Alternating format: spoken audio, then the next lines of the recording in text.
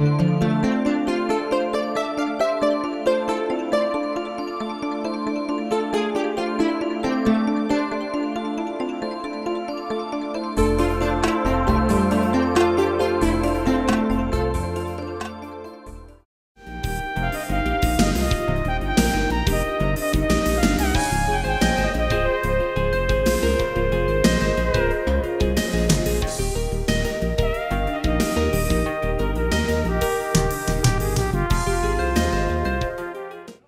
evening. Thank you for being here. This is our new spot. I've never been here for a meeting before.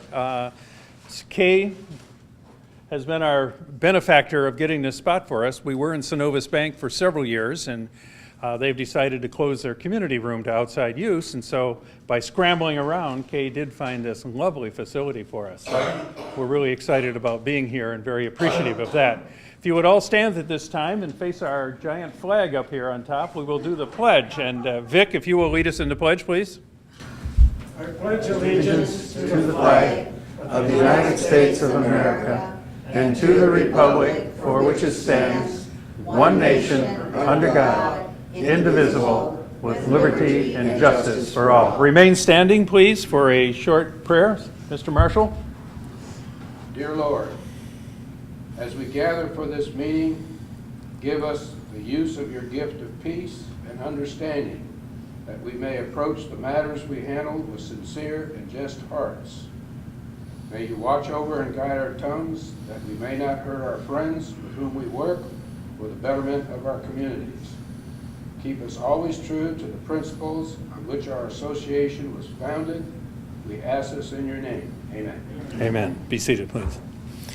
Our format this evening is that Mr. Marshall is going to be introducing a couple of speakers here, and we have a guest or two. And following that, we'll have two speakers, and then we will be going to our business meeting following that. So that's kind of our format for this evening. So Sandy Marshall, would you like to introduce the speakers, please? Yes, sir.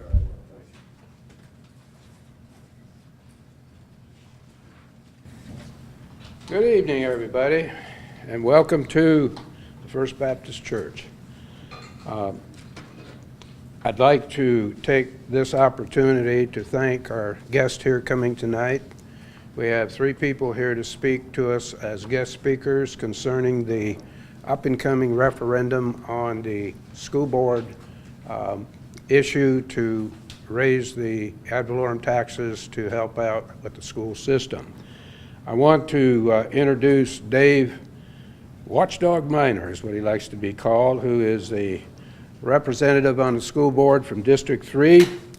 Dave's going to introduce the Teacher of the Year last year, as I recall. Is that right, Dave? He is the reigning teacher. Reigning Teacher of the Year? Oh, that's even better yet.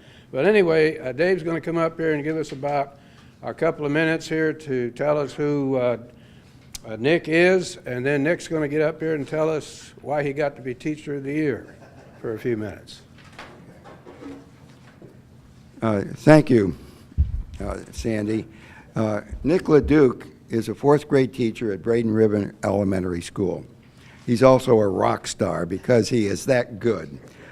He is really a large part of why we are here and why we are having a referendum. And he is a great teacher. We have many great teachers, throughout the district. Unfortunately, we're losing some, and let's keep Nick. Nick, just a brief bio because he doesn't like to tout himself that much, but I've handed out some of these, but he has made every effort to become a great teacher, serving our community, serving our students, and it's my pleasure to be with him. I'm not going to go through this, but he makes a habit of keeping up with the latest teaching skills. We got 2 pages of extra education that he's had after his graduation. I think he'll tell you that he grew up in our community. He is a community person, just like all of you here. He's interested in making this a better place. That being said, it's my honor to introduce Nick LeDuc, fourth grade teacher at Braden River Elementary School. So, thank you. Okay, thank you, Nick. Hi. They asked me to be here on behalf of all of the teachers of Manatee County. I'll tell you a little bit about me. They said I only have 5 minutes, and I've never said anything in 5 minutes, ever in 5 minutes. I was not born here. I was born in Providence, Rhode Island, but my family moved here when I was 4 years old so my dad, it was the blizzard of 1978, and he came in one day and he said, I'm never, ever, ever plowing any more snow, and he made good on that. The moment the snow cleared, we were loaded in the back of a car and we came here. My mom was a teacher. And how the Teacher of the Year thing happened. She was a teacher for 20 years. She was a science teacher, science department head. She ended her career working in the technology department at the PSC. That's the Professional Service Center. All right. Anyway, she finished, and she unfortunately passed away from cancer 4 years ago. And I had been nominated for years and years and years to be as the Teacher of the Year, and turned it down. I didn't think teachers needed to be compared to each other, test scores or otherwise. And I happened to be sitting next to her on what turned out to be her deathbed, and told her that I'd been nominated and turned it down, and it was the last time she was ever angry at me. She sat up in that bed and she said, so you're saying that someone saw something in you and you won't respect them enough to go for it? And I said, I promise, Mom, next time it comes up, I will put my name in the ring. Well, of course, as luck would have it, so there I stood in that stage accepting the award, knowing that I probably hadn't necessarily earned it. It was my mom pulling the final string to make sure that I got to be there. So now let's get back to the reason that I'm here, the millage rate. There's two things that are most important to teachers.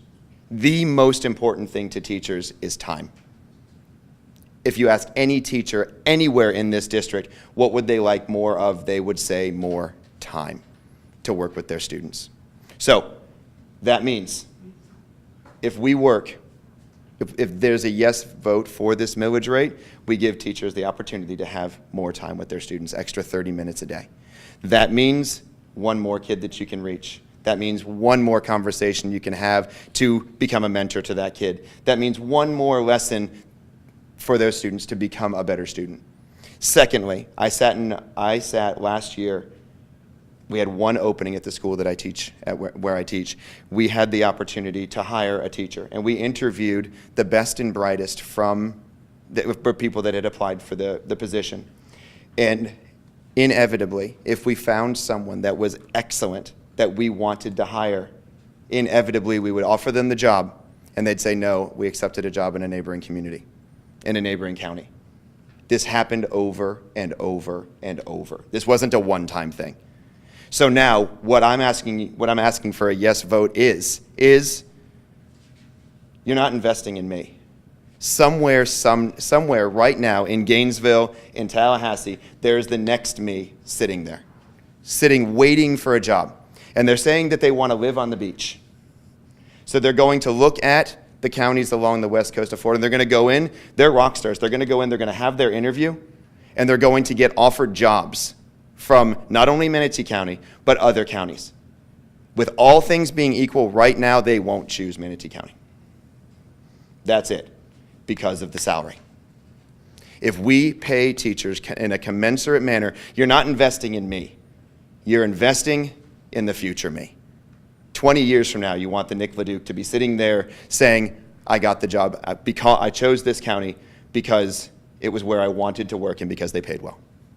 That's it. So with a yes vote here, you're not only saying yes to more time for kids in the classroom with qualified teachers, you're also saying yes to the Nick LeDuc of 21 years from now. It's not about me. It's not about y'all. It's about investing in the future of Manatee County and putting the best people in the position to teach our kids. That's what a yes vote does. So, thank you. Oh, I'm not sure I'm allowed to answer questions yet. I would like to know if Manatee teachers, currently they are not being paid up to their worth. Is that the issue? No, they're being paid every bit of what they're worth, but there's no value on a teacher.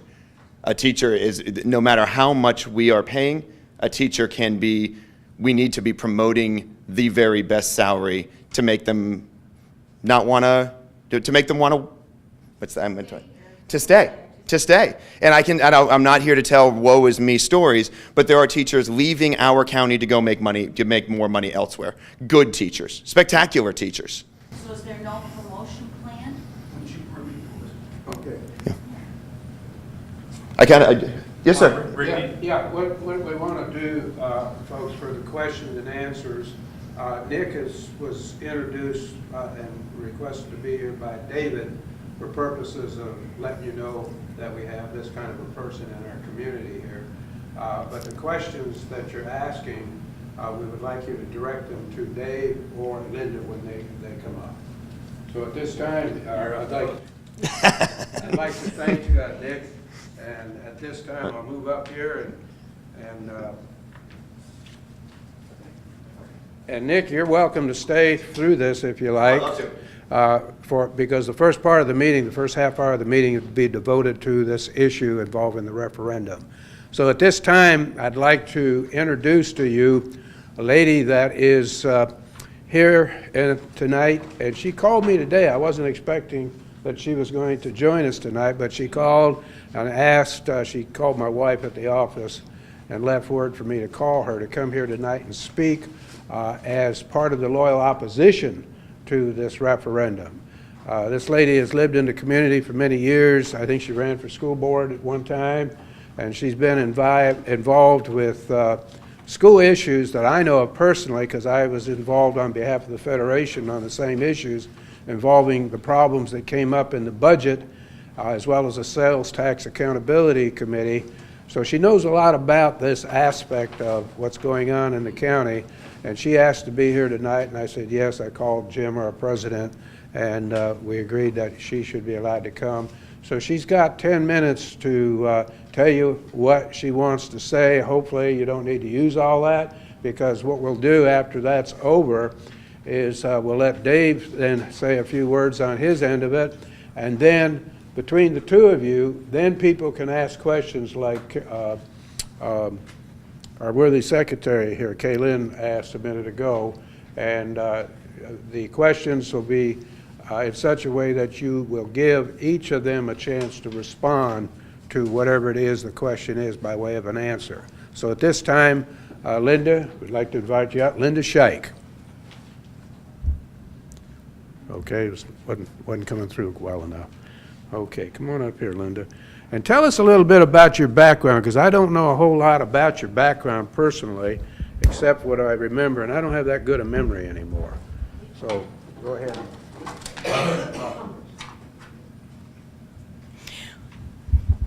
Well, I want to thank you for giving me the opportunity to speak tonight, and I want to thank Dave Miner for giving up some of his time and letting me come here. I have respect for Dave and what he's done for the school district over all these years. I've known him for 10 years. Before I came here, I was in San Diego. My husband and I owned 5 equipment rental stores, 2 John Deere dealerships, and a party store, 4 in San Diego and 1 in Pahrump, Nevada. I've been here about 25 years now, and I got involved with the school district. I ran for school board actually twice. I lost twice, so here I am. I want to say everyone supports quality education in Manatee County. The question is whether or not raising taxes by $33 million a year is justified. The taxpayers in Manatee County have been very generous with our school district. If you recall, we just voted for a sales tax extension that brings an additional $33 million per year to the district. This year, because of increased property values and new development, our general fund has increased over last year by $27 million. That's $27 million more than we had last year, and they just got an additional $2 million for the increased student count. Just last month, the teachers received an additional $2 million, a raise retroactive to July 1st, along with a pass on health care coverage for 1 month. Let's look at the pivotal point, though, for selling this additional millage, the 30 minutes. I like to say, is it a better education or just the longest? The National Education Association does not endorse the extra teaching time, and I have reports that show there's no correlation between extended teaching time and reading scores. But the most compelling part is that the teachers' union is not going to work the half hour. They won't do it. They said they'll give them 1/4 of an hour, and they won't give up their planning time. So that leaves us, well, Well, do we have students sitting there for another 15 minutes looking at the walls? So far, the district's answer is the teachers are there anyway. So it doesn't make sense to me. They obviously don't endorse it. And then we have the cost of the special election, $300,000. The district is trying to manipulate the vote.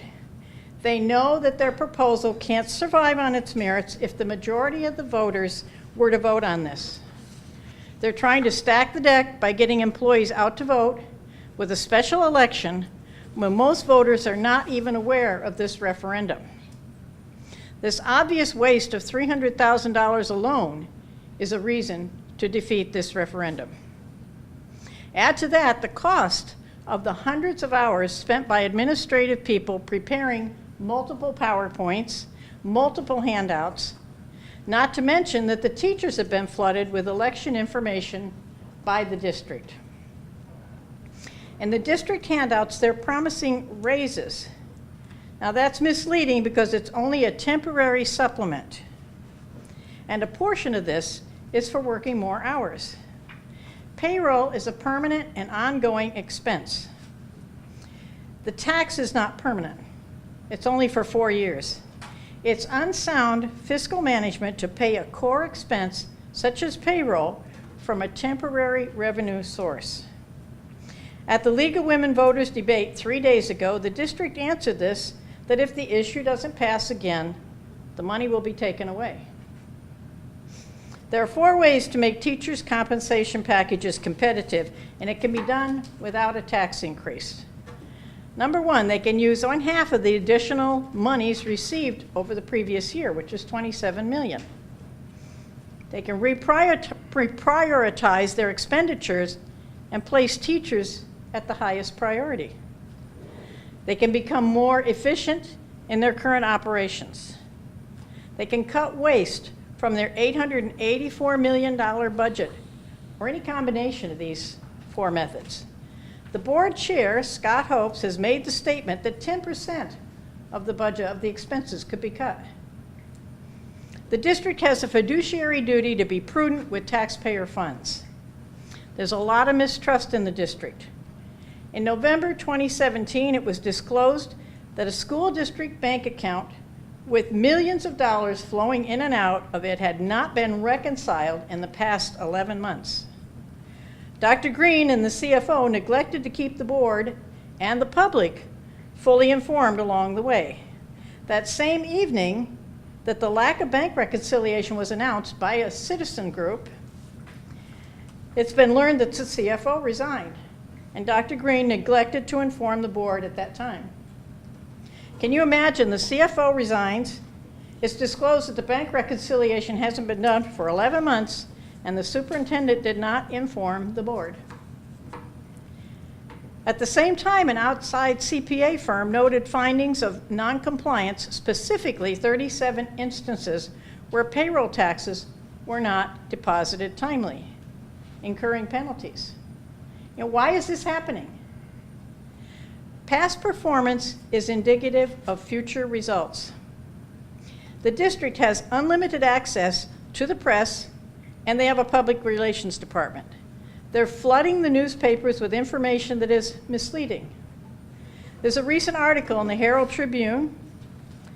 It says, a consultant says Manatee County School District finances are improving.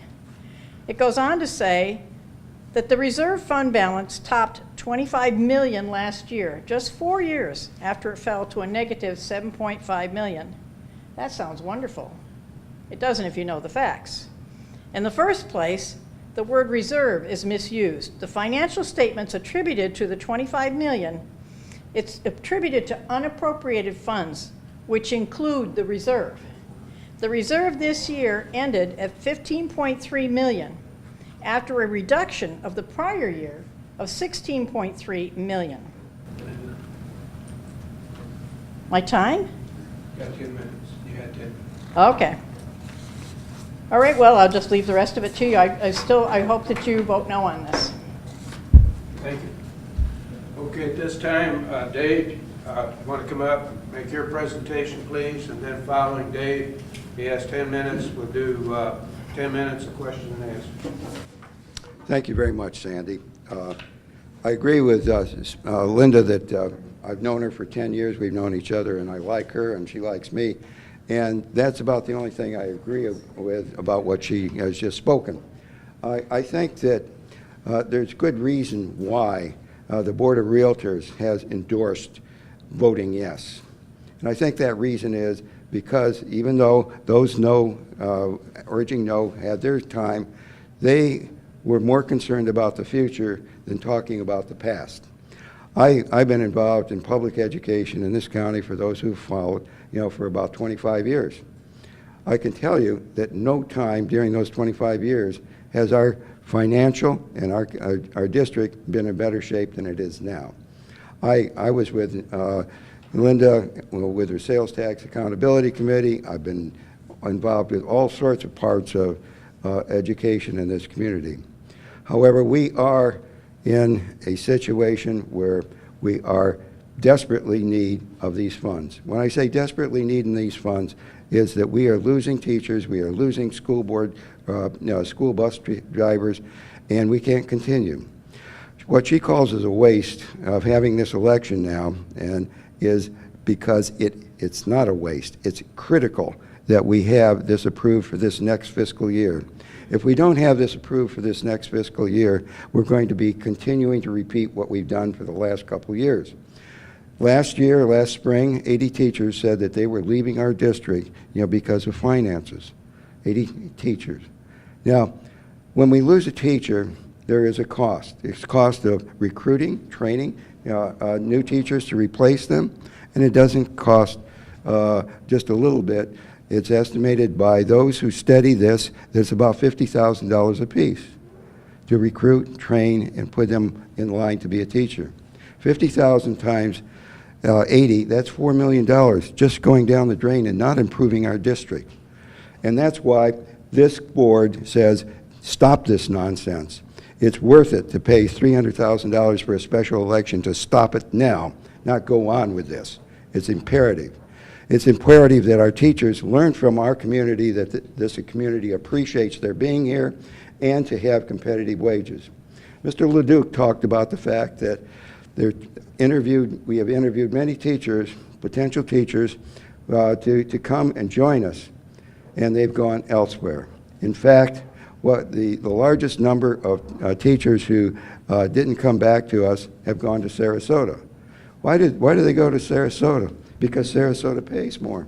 I've handed out the average salary comparison of Sarasota, Pinellas, and Manatee.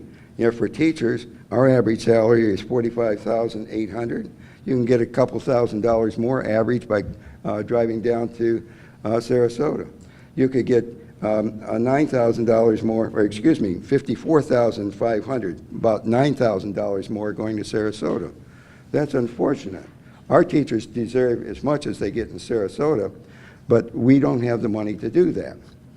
Why don't we have the money and they have the money? It's because for Sarasota, for 16 years, has had one mill to augment what they get from the state. That one mill, when they have $54 billion worth of taxable property, that one mill produces $54 million. $54 million that we don't have, for giving our bus drivers, to give it our teachers. We need to be more competitive to keep teachers here. It also keep bus drivers here. That's the bottom line.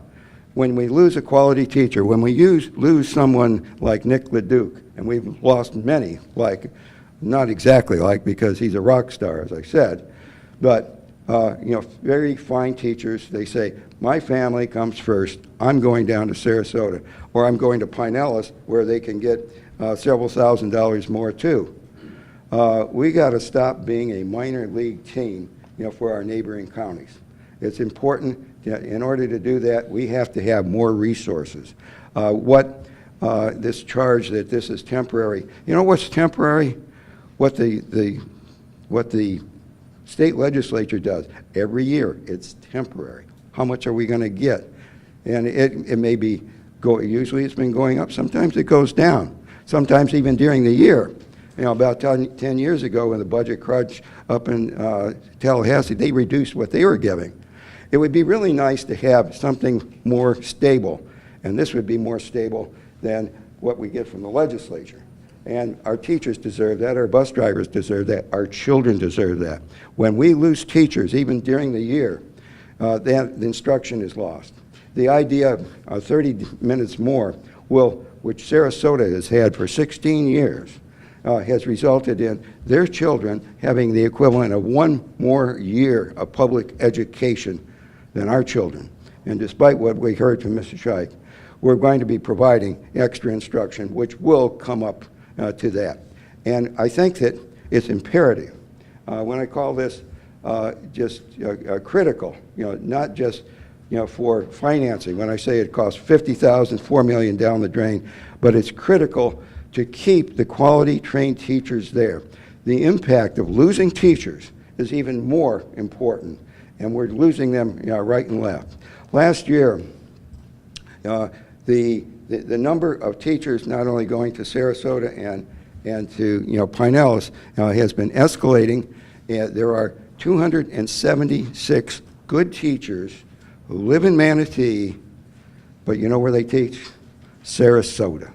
We would rather have 276 teachers who live in Sarasota coming up here to provide the education.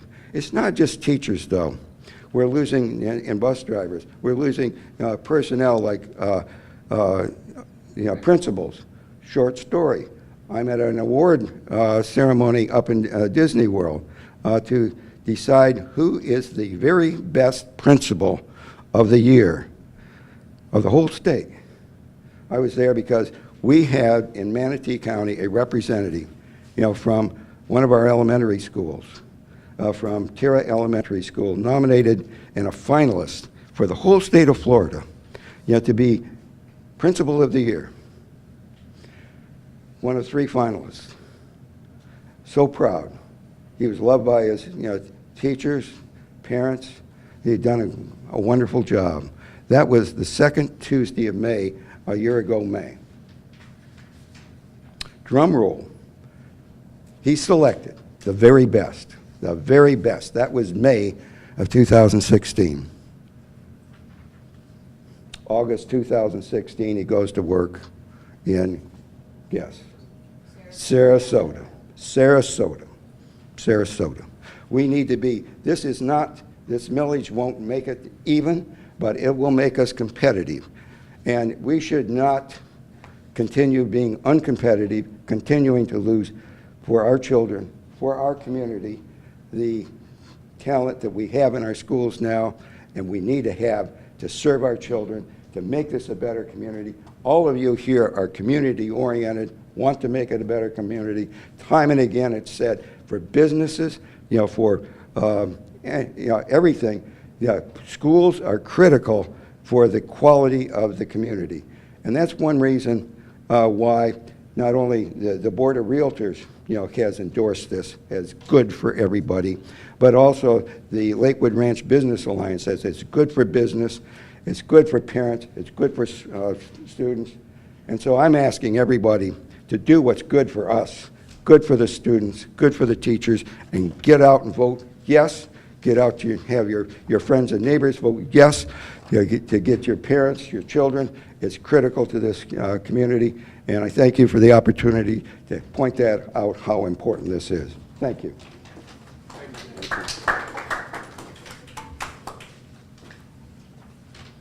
I neglected to tell you a little bit about Dave. Go ahead and have a seat there, but I will.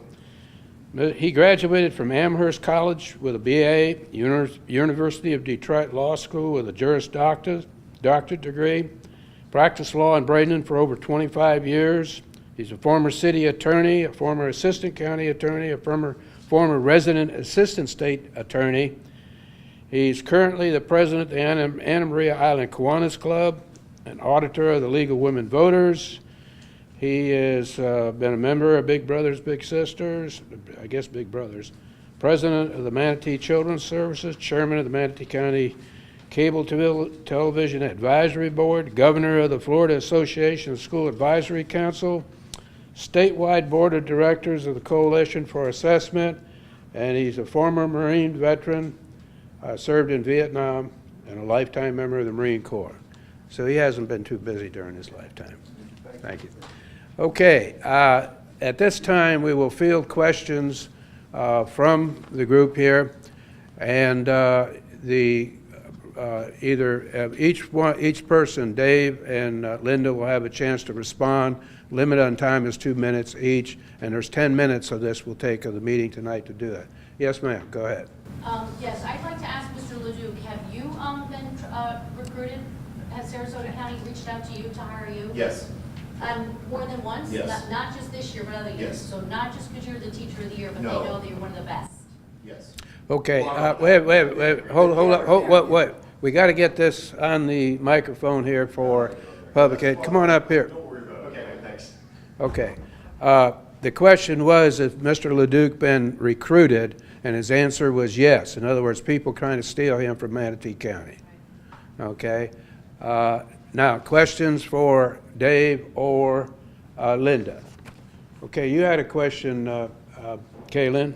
I would like just a little education about why our teachers are underpaid. Do we not have enough money in our budgets to properly compensate them for being our teachers? I just looked at the difference in those 3 counties. Why is there such a large difference between Manatee and Sarasota? Okay, the question for the record is, this is asked of Dave. Come on up and answer this if you would. Why is there a difference in the salaries for teachers in Manatee County versus Sarasota? Anywhere else? Well, Sarasota's what he's Sarasota. Okay, go ahead. Okay. quite a difference. There are 16 school districts in the state of Florida that have extra millage to do what we have. And we are in a situation where actually we're bordered by 3 counties that have extra millage. And Pinellas and Sarasota being the biggest ones. Hardee has extra millage as well. When you're in a county that is surrounded by those with extra funds, we are at a disadvantage, and we're trying to rectify that disadvantage. The salaries of our teachers, of our bus drivers, are negotiated. All the information with respect to assets, money coming in is on the table when there's negotiations going on. And the representatives, for the teachers, of course, are going to try to, have the best benefits and the best salaries consistent with the assets available. And we have reached an agreement again with the Manatee Education Association with respect to the compensation. We have also reached a settlement with respect to ASKME for bus drivers, but there's just a limited amount. The bottom line is, in order to have better wages, we have to have this referendum approved. And that's why MEA has endorsed it, and I think the ASKME is going to do it. ASKME just approved the contract this past Saturday. One more question, Dave. Wait, we got to have Linda Linda, respond to that, please. Okay, stay right up here, Dave. Come ahead, Linda. Well, one of the reasons is Sarasota has a larger tax base than us. They're always going to have more money. 1 millage brings them 55 million. 1 millage brings us 33 million. Now, It's Manatee County. what did I say? Yeah. You said Sarasota, you got it right. But 33 million in Manatee? Yes, yeah, sorry. It's late, I'm getting, No, this is my that's okay. second talk today. So, and the cost of living is higher there. If the teachers go there, they got to consider that. They also, right now, the comparison is the teachers in Sarasota are working a half hour more. So that's $3,000 a year of their pay. And if you actually compare all the way across, if they get the better health care premium in Sarasota, they'll actually take home less pay because Sarasota is less generous with their health care benefits than Manatee is. Okay. All right, next question. Yes, Larry. I agree that, teachers need to be paid. but the money's coming out of our pockets. And if you look at the broad spectrum of how many are elderly, we don't get a raise. Or you say, well, you've got Social Security, yeah, and they stole it right back into Medicare. In the last 3 years, I've got $2, and that's it. Now, how am I gonna afford to pay another millage? Secondly, if you up that millage, why wasn't it on the ballot this last voting instead of what you put on there? How, all at once in the middle of the year, you just decided all at once you've got to have more money? I don't understand that. Okay. You knew that a year ago, 2 years ago. Okay, that's two questions. One is, how does he make up the difference between what he receives in Social Security versus having to pay higher property taxes? And the second part of his question is, why was this put on the ballot now and not last time that we had a vote a year ago? Dave. Okay. Thank you. How much is it? 1 mil. 1 mil comes down to, on a $200,000 home, 1 mil is $200 or less than, $1 a day extra tax that people are being asked to pay for improving our schools and being competitive.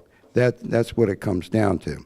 Now, is it worth it to have education in our community that is closer to the quality of education in Sarasota? People are going to have to decide that. I think our children deserve the best that we can provide to them, and this is this is a way to go about achieving it. The quality of education of our students not only affects the desirability of businesses to come here, and improves the quality of the students, it improves the quality of life. I say that because the better educated our children are, the better they're going to treat us. And I think that it's well worth it to do this. The people in Sarasota have affirmed that it's good for them, and they've become a top school district in the state.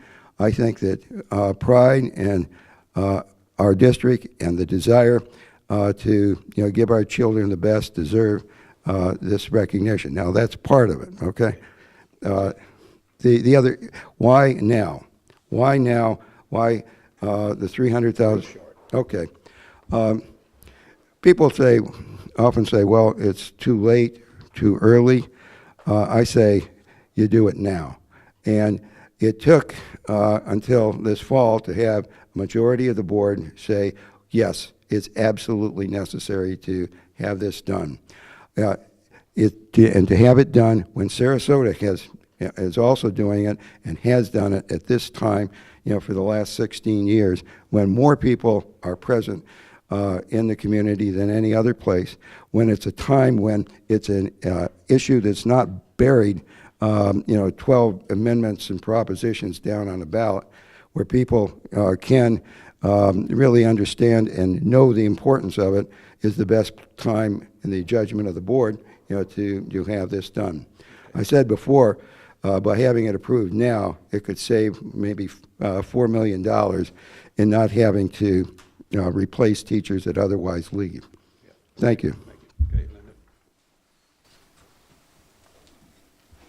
Well, in a special election, only 13 to 15% of the voters show up.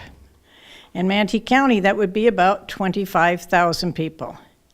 They need half of those votes to get it passed. That's 12,500.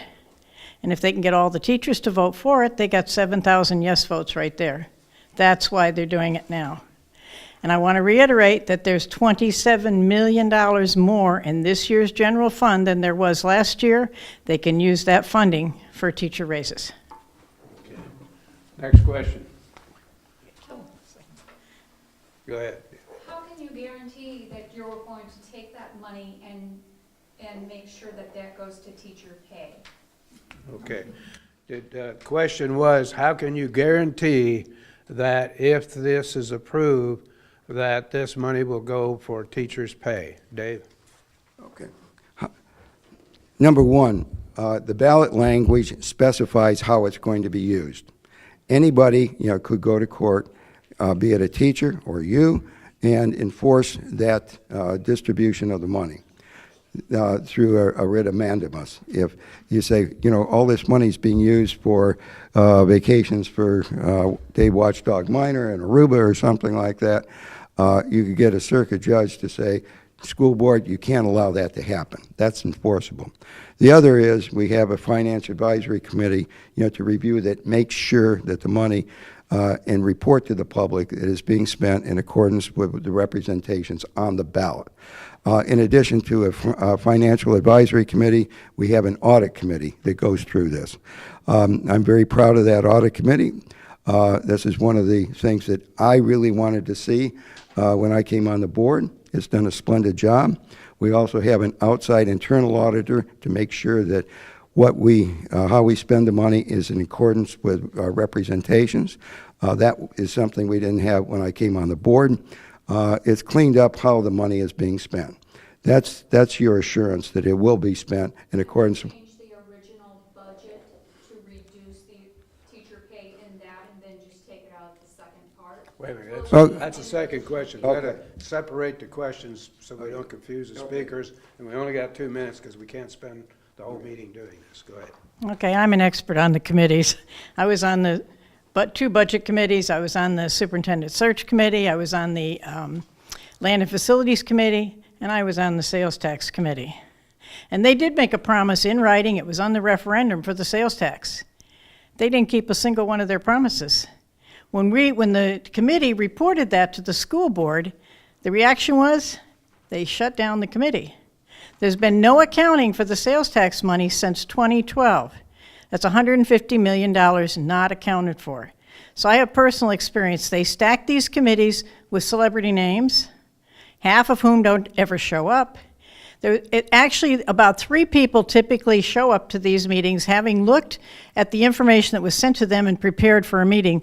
The rest that came had nothing in their hands. They didn't know what was going on. So the committees are not very effective. But I will say the audit committee has been one that has been excellent. They consist of CPAs. They're the ones that exposed that the bank reconciliations hadn't been done for 11 months. Nobody else would tell them but them. Okay. Next question.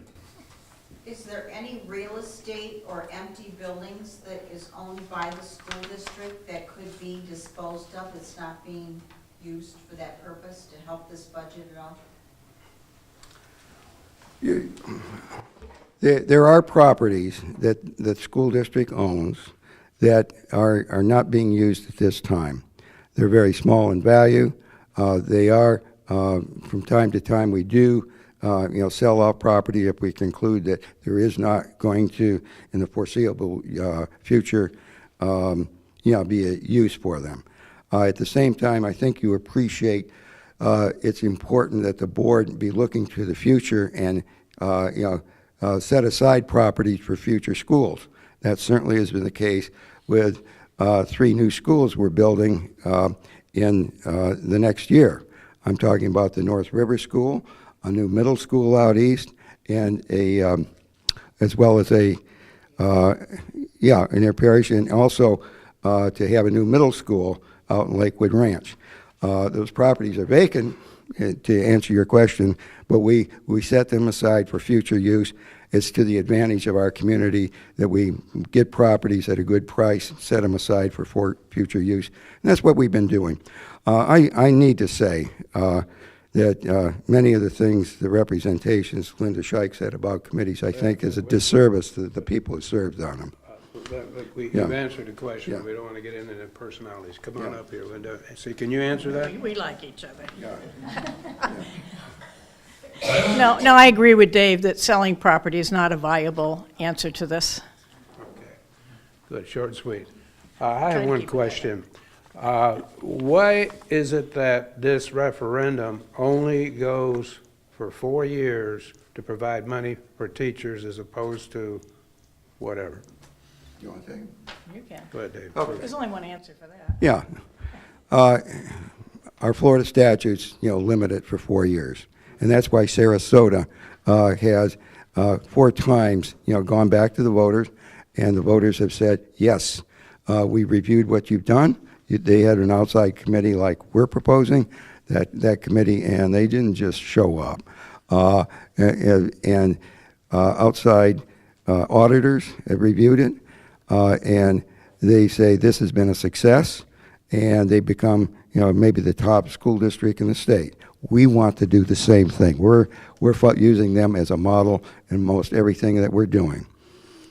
Thank you.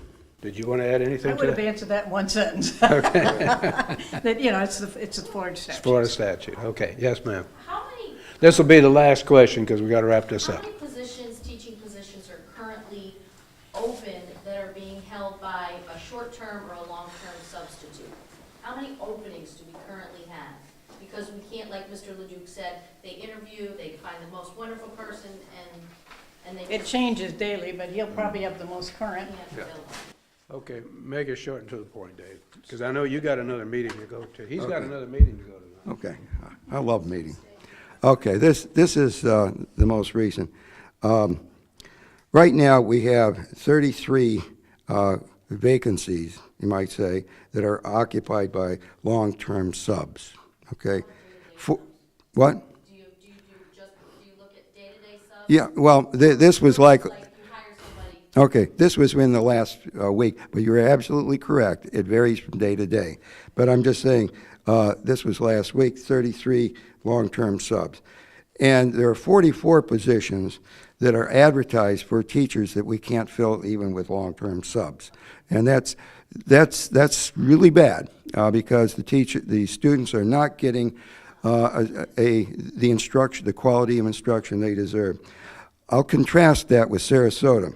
I just said that we are advertising for 44 teachers that we don't even have long-term subs for. They have 17 that are being advertised. That's more than twice the amount that we have. They have twice fewer vacancies. Okay. Can I add one thing? In Manatee County, you no longer have to have a college degree to be a substitute, long-term or short-term. You can have a total, you don't even have to have enough hours to have an associate's degree. You have to have a total of 60 college hours, that's it. So a lot of the people sitting in those classrooms, whether it be day-to-day or long-term, are not even highly qualified, certified degree teachers. Okay. Because we cannot fill these positions because our salaries are too low and our benefits are too expensive. I am one of those teachers. I left. I can't do it. Can't afford to feed my family. Can't afford to put my kids through college. I have 12 years teaching experience. I have a master's degree. I'm a highly trained reading specialist. I can't. Okay. I can't do it. All right. I want to thank the people that are here in attendance, and also Dave and Linda for being here, as well as Nick. We appreciate your efforts. Anyone that doesn't love education, they're not allowed to be in this room. So I can tell you with complete sincerity that everyone is here that is speaking or sitting and listening, and some of the people that aren't here are the people we represent. We have subdivisions all over this county we belong to. They all care about what happens to the education in this county. So that's why Dave was invited. He knows who we are. Nick, that's why you were invited. Want to thank you. Keep up the good work. And Linda, keep plugging there, lady. Tell them what they need to hear. Tell it like it is, as what's his name says on one of his TV shows. Tell it like it is. All right. Anyway, let's give him a hand. Thank you. You're free to go.